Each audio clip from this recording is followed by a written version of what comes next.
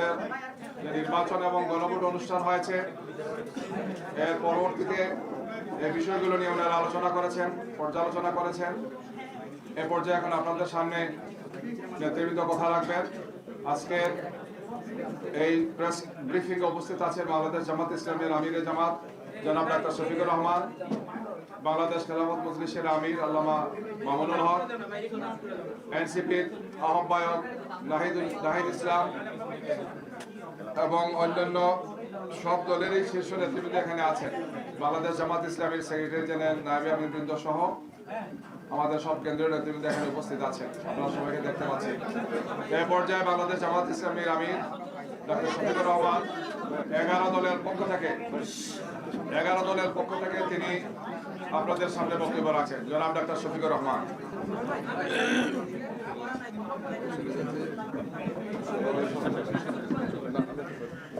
আসসালামু আলাইকুম রহমতুল্লাহ। 11 দলের সম্মানিত শীর্ষ নেতৃবৃন্দ, সাংবাদিক বন্ধুগণ, আমরা সবাই প্রিয় বাংলাদেশের নাগরিক। বহু প্রত্যাশিত দীর্ঘদিন নির্বাচনের অধিকার থেকে বঞ্চিত, ভোটের অধিকার থেকে বঞ্চিত জনগণ গতকাল স্বাচ্ছন্দ্যে স্বস্তির সাথে তারা ভোট দিতে চেয়েছিলেন। আমরা গতকাল রাত্রে আপনাদের সামনে আরেকবার হাজির হয়েছিলাম 11 দলের পক্ষ থেকে। আপনারা গতকাল যারা ছিলেন তারা তার সাক্ষী। আমরা বলেছিলাম যে বাংলাদেশে আমরা সুস্থ ধারার রাজনীতির পক্ষে এবং আমরা চাচ্ছি ইতিবাচক ধারার রাজনীতি করব। আর আমরা এও বলেছিলাম যে আমাদের বেশ কিছু পর্যবেক্ষণ আছে, আপত্তির জায়গা আছে, সেটাও আগামীকাল আপনাদের সামনে আমরা তুলে ধরব।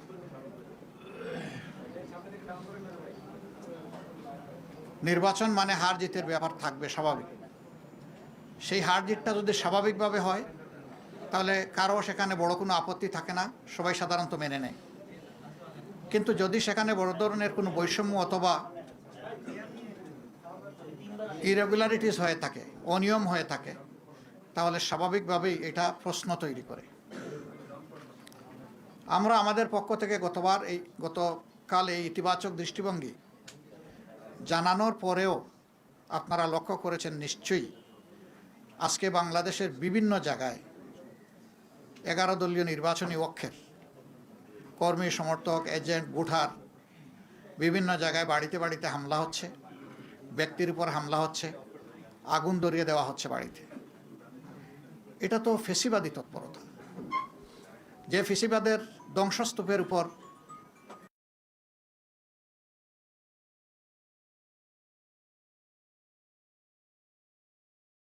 জাতির জন্য খুবই দুর্ভাগ্যজনক এবং এর সম্পূর্ণ দায় তাদেরকে নিতে হবে যারা এই ধরনের অপকর্মে লিপ্ত হবেন। আমরা চাইলেও যদি তারা ইতিবাচক ধারার রাজনীতি না চান, তাহলে আমরা জোর করে ইতিবাচক রাজনীতি করতে পারবো না। নির্বাচনে যারা সংখ্যাগরিষ্ঠ আসন পেয়েছেন, যেভাবেই পেয়ে থাকুন, এ ব্যাপারে আমাদের যথেষ্ট অবজারভেশন, আপত্তি আছে। দায় মূলত তাদেরকেই নিতে হবে। দেশের শান্তি শৃঙ্খলা রক্ষা করা হবে যদি তারা সরকার গঠন করেন, এটা তাদের দায়িত্ব। কিন্তু এখন এইগুলা কিসের আলামত? এখন এইগুলা বন্ধ করতে হবে। এখনো যদি বন্ধ করা না হয়, আমরা বাধ্য হব যে কোনো সিদ্ধান্ত নিতে। এবং আমরা নিরীহ দেশবাসী যারা ভালোবেসে একটা পরিবর্তনের পক্ষে গণভোটে হা বলেছেন এবং আমাদেরকে ভোট দিয়েছেন, সহযোগিতা সমর্থন করেছেন, আমরা তাদেরকে বলতে চাই, আপনারা যেমন আমাদের সাথে ছিলেন, আগেও আমরা আপনাদের সাথে ছিলাম, আজকে থেকে আরও শক্তভাবে আমরা আপনাদের সাথে থাকব ইনশাআল্লাহ।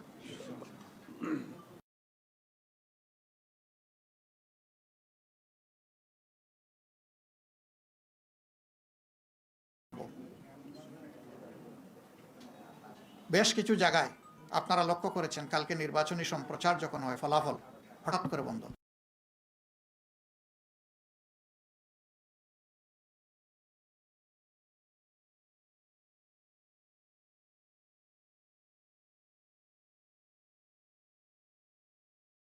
কষ্টমষ্ট করে তাকে ছাড় দিয়ে নির্বাচিত ঘোষণা করা হয়েছে, যেটা অবাস্তব। আবার আমাদের কাছে ডকুমেন্ট আছে, বিভিন্ন জায়গায় রেজাল্ট শিটের উপর কষামাজা করা হয়েছে। কিছু কিছু আসনে দ্বৈত নীতি অবলম্বন করা হয়েছে। নাসিরউদ্দিন পাটোয়ারির আসনের ব্যাপার আপনারা সবাই জানেন, এটা আমাকে বড় করে আর বলতে হবে না। সেখানে কি হয়েছে, সেন্টার দখল করে একজন নেতার আপনজনের নেতৃত্বে সেখানে যা হয়েছে তার সাক্ষী এই দেশবাসী, বিশ্ববাসী, আপনারাও। আমরা জেনেছি আপনাদের কারণে। বাংলাদেশ খেলাফত মজলিসের আমির আল্লামা মামুনুল হক সাহেব, নাসিরউদ্দিন পাটোয়ারির ওখানে যে কারণে অন্য একজন প্রার্থীর পক্ষে ব্যালট অ্যাকসেপ্ট করা হয়েছে, ঠিক একই কারণ বিদ্যমান থাকা সত্ত্বেও মৌলানা মামুনুল হক সাহেবের পক্ষে এটা অ্যাকসেপ্ট করা হয়নি। তো এক দেশে কি দুই আইন চলবে? নির্বাচন কমিশন কি এক এক জায়গায় এক একটা আইনের প্রয়োগ করবে একই বিষয়ে? এটা এখন বিশাল প্রশ্নের ব্যাপার। আমাদের সেক্রেটারি জেনারেল সহ বেশ কিছু আসনে এই ধরনের ব্যাপার আছে। স্ব আসনে যাদের উপরে এই অন্যায় আচরণ করা হয়েছে, যাদের অধিকার জোর করে কেড়ে নেওয়া হয়েছে, আমাদের সিদ্ধান্ত তারা প্রতিকার চাইবেন। সুনির্দিষ্ট সময়ের ভিতরে যদি আমরা প্রতিকার পাই তাহলে এক কথা, কিন্তু যদি না পাই তাহলে এখানেও আমরা বাধ্য হব আমাদের পথ ধরতে। আমরা আশা করব নির্বাচন কমিশন শুভবুদ্ধির উদয় হবে এবং তারা ন্যায় ইনসাফ করবেন। না করলে দায় তাদেরকে নিতে হবে। আমরা এখনও বলবো, দেশকে আমরা ভালোবাসি, ভালোবাসার জায়গা থেকে আমরা দেশের শান্তি শৃঙ্খলা এবং দেশের ঐক্য চাই। আমাদের স্লোগানই ছিল ঐক্যবদ্ধ বাংলাদেশ। ঐক্যবদ্ধ বাংলাদেশে থাকতে হলে পরস্পরকে সম্মান করেই থাকতে হবে। এখানে কেউ রাজা নয় আর বাকিরা প্রজা নয়।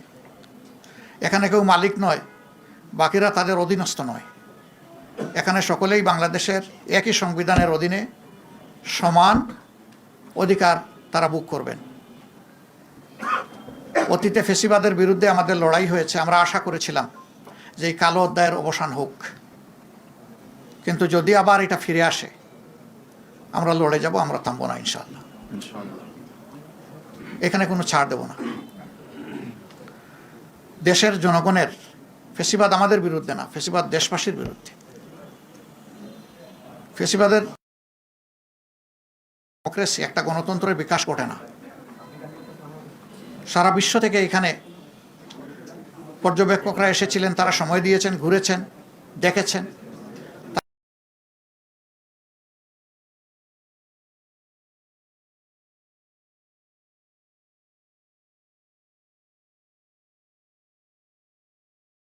আপনারাই জানাবেন।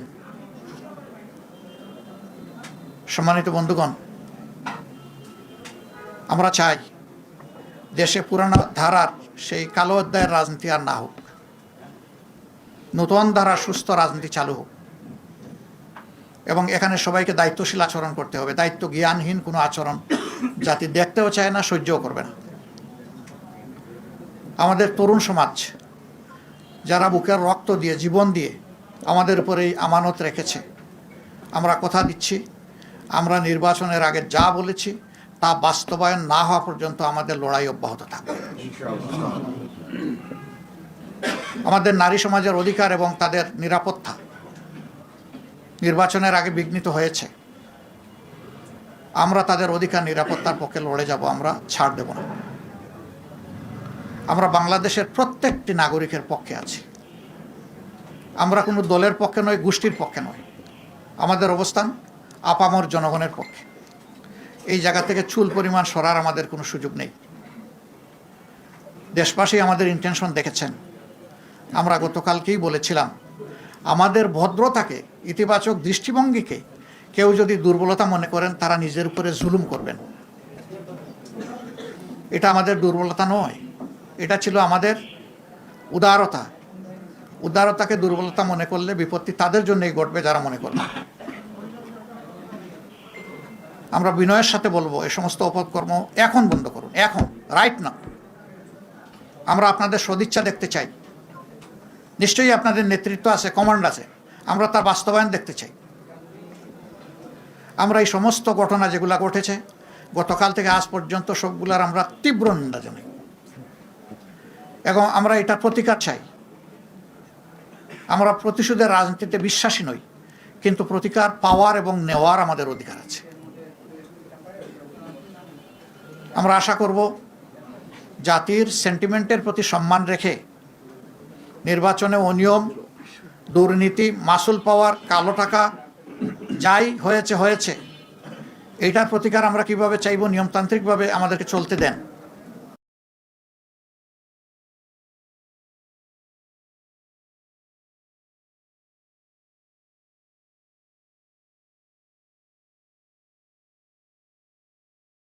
ঋণ খেলাফি তাদেরকে ঋণের এই দায় থাকা সত্ত্বেও তাদেরকে নির্বাচনে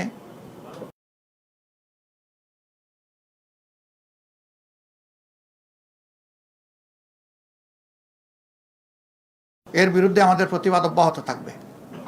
নির্বাচন কমিশনকে আমরা অনুরোধ জানাবো, আরপিও যেটা খাবার করে না, এরকম যারাই নির্বাচিত হয়েছেন তাদেরকে মেহরবানি করে তাদের ফলাফল স্থগিত রেখে এই ব্যাপারে আগে সুরাহা করুন, তারপরে আপনারা আগান।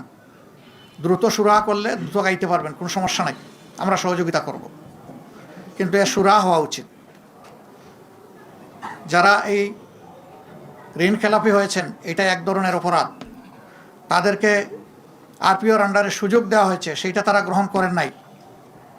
তারা গ্রহণ করলে আমাদের আজকে এই কথাগুলো বলার দরকার হতো না। অনেকে ঋণ খেলাপির তথ্য গোপন করেছেন, সেইটাকে অবলীলায় এড়িয়ে যাওয়া হয়েছে।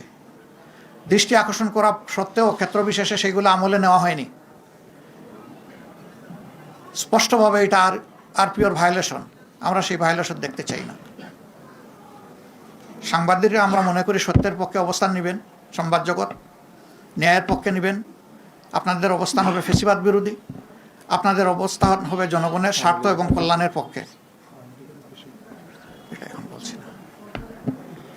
আমরা এটাও লক্ষ্য করছি, আমরা সুনির্দিষ্ট এখনই বলতে চাচ্ছি না, কোনো কোনো জায়গায় ফেসিবাদীদেরকে ঘোষণা দিয়ে এখন পুনর্বাসন করা হচ্ছে। নির্বাচনী প্রচারণার সময় তা লক্ষ্য করেছি। এটা মনে রাখবেন, কিছু মানুষ জীবন বাজি রেখে লড়াই করে জীবন দিয়ে এই ২৬ আমাদেরকে এনে দিয়েছে। ২৪-এর আকাঙ্ক্ষার সাথে যে কেউ অপমানজনক আচরণ করবেন, জাতি তাদেরকে ক্ষমা করবে না, বিশেষ করে যুব সমাজ তাদেরকে ক্ষমা করবে না। আমরা অনুরোধ করব ২৪-এর আকাঙ্ক্ষাকে যেন ধারণ করা হয়। এরপরে গণভোটের ব্যাপারে আমাদের স্পষ্ট বক্তব্য। সংখ্যাগরিষ্ঠ ভোটার রায় দিয়েছে গণভোটের পক্ষে, অবশ্যই তা বাস্তবায়ন করতে হবে। এর কোনো ব্যতিক্রম আমরা দেখতে চাই না। পচা রাজনীতির পরিবর্তনের জন্যই ছিল এই গণভোট। নতুন দ্বারা সুস্থ রাজনীতির পক্ষেই গণভোট। গণভোটে হা বিজয়ী হয়েছে, এখন বাস্তবায়ন করা যারাই সরকার গঠন করবেন তাদের দায়িত্ব। তারা যদি বাস্তবায়নের উদ্যোগ নেন, আমরা সর্বাত্মক সহযোগিতা করব। কেউ যদি এড়িয়ে চলতে চান, আমরা এ বিষয়ে অবশ্যই আমাদের কণ্ঠ থেমে থাকবে না, আমরা আমাদের দায়িত্ব পালন করব। বন্ধুগণ, যে সমস্ত আসনে ভয়াবহ অনিয়ম হয়েছে, আমাদের পক্ষ থেকে নিয়মতান্ত্রিকভাবে আমরা তার প্রতিকার চাইব। কিন্তু হাস্যস্কর, এত কিছু করার পরেও একটা পক্ষ তারা সন্তুষ্ট হতে পারছেন না। ভোট কেড়ে নেওয়া, তারপরে রেজাল্টে বিভিন্ন ধরনের মেকানিজম প্রয়োগ করা, এখন আবার সেই সিটগুলোর বিরুদ্ধে অনেকে নূতন কসরত শুরু করেছেন।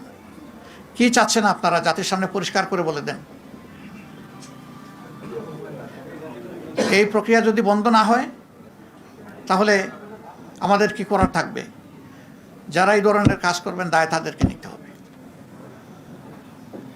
আমরা আবারও বলবো, দেশকে ভালোবাসি, আমরা ইতিবাচক ধারার রাজনীতি চাই। আমাদেরকে ইতিবাচক ধারার রাজনীতি থেকে কেউ যেন বঞ্চিত না করেন, বঞ্চিত করলে দায় তাদের। আল্লাহ আমাদের সহায় হন। এখানে আমার সহকর্মীরা আছেন, নাহিদ ইসলাম আছেন, তিনি যদি কিছু সাপ্লিমেন্ট করতে চান আমি তাকে ওয়েলকাম করব। এরপরে আল্লামা মামুনুল হক সাহেব আছেন, তিনিও যদি কিছু সাপ্লিমেন্ট করতে চান তাহলে তাকে ওয়েলকাম করব। নাহিদ, কিছু বলবো? বলো তুই, আমাকে যখন আমি ইনভাইট করেছি, তুমি যা ভালো মনে করো তাই বলো। আসসালামু আলাইকুম প্রিয় সাংবাদিক ভাই বোনেরা এবং প্রিয় দেশবাসী।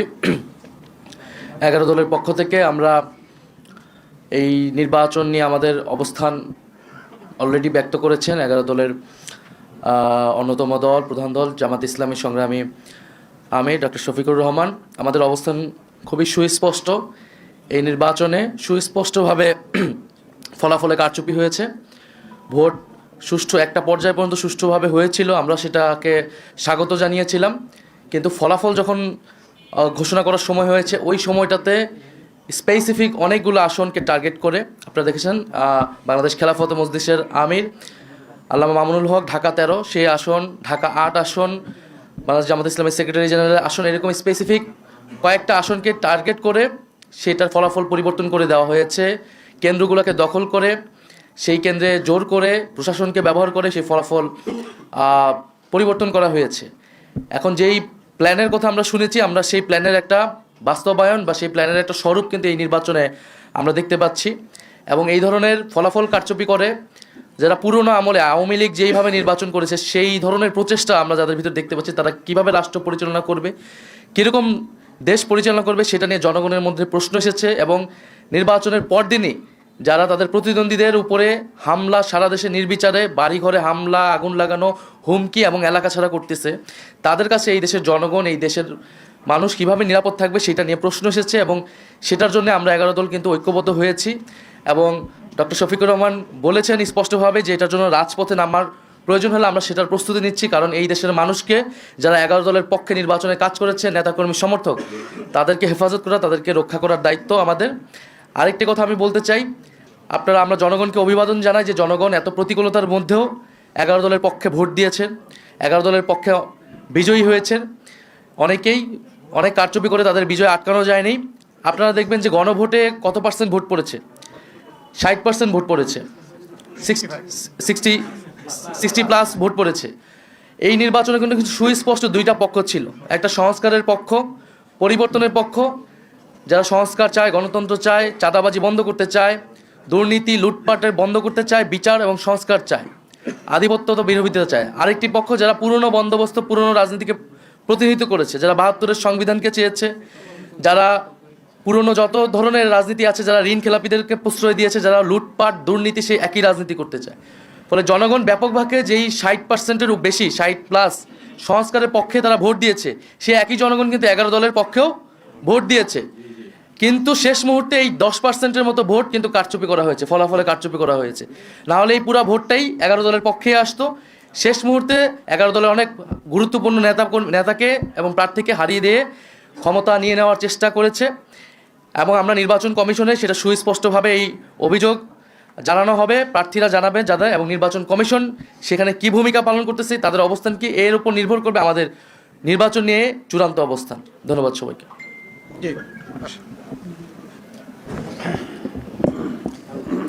জি, আসসালামু আলাইকুম রহমতুল্লাহ। আমরা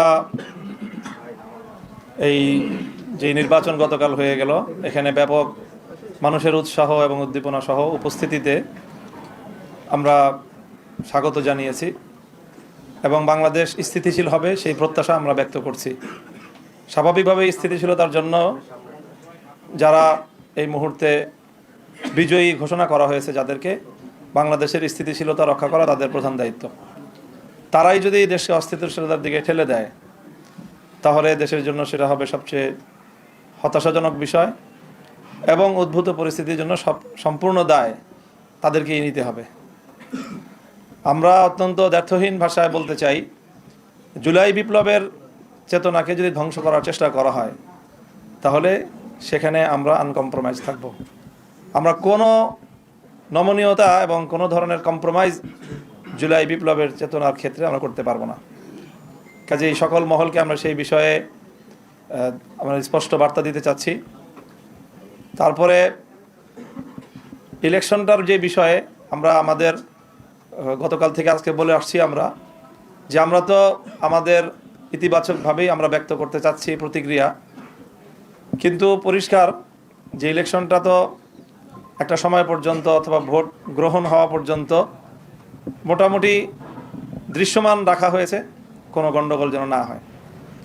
কিন্তু ভোট গণনা শুরু হওয়ার পর থেকেই আমাদের কাছে একেবারেই দিবালোকের ন্যায় স্পষ্ট যে ভোট গ্রহণটা যেভাবে হয়েছে, ভোট গণনাটা তার সম্পূর্ণ উল্টোভাবে হয়েছে এবং সেখানেই আগামীর বাংলাদেশের ভাগ্য এবং মানুষের জনরায়ের প্রতি চরমভাবে অশ্রদ্ধা প্রদর্শন করা হয়েছে, অসম্মান করা হয়েছে। এটা যারা করেছেন বাংলাদেশের কাছে তাদেরকে দায়ী থাকতে হবে ইনশাল্লাহ। এবং ইতিহাস বারবার ফিরে আসে, বাংলাদেশের মানুষ তাদের এই ব্যালটের অধিকার অবশ্যই তারা উদ্ধার করে ছাড়বে ইনশাল্লাহ, সেই প্রত্যয় আমরা ব্যক্ত করছি। জি, ধন্যবাদ। আলহামদুলিল্লাহ, দীর্ঘক্ষণ ধরে আপনারা আছেন, সবাইকে ধন্যবাদ জানিয়ে আমরা দেশবাসীকে কৃতজ্ঞতা আদায় করতে চাই যে সকল ধরনের হুমকি ধমকি অত্যাচার জুলুম নিপীড়ন অগ্রাহ্য করে দেশবাসী যেভাবে আমাদের পাশে দাঁড়িয়েছিল আমরা রিয়েলি অভিভূত, তাদের কাছে কৃতজ্ঞ।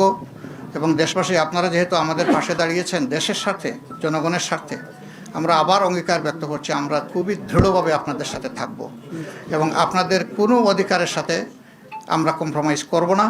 অধিকার আদায় করাই হবে আমাদের নৈতিক দায়িত্ব। এ লড়াই আমাদের অব্যাহত থাকবে ইনশাল্লাহ। সংশ্লিষ্ট সকলকেই আমরা আন্তরিক ধন্যবাদ জানিয়ে এখানেই শেষ করছি। আসসালামু আলাইকুম।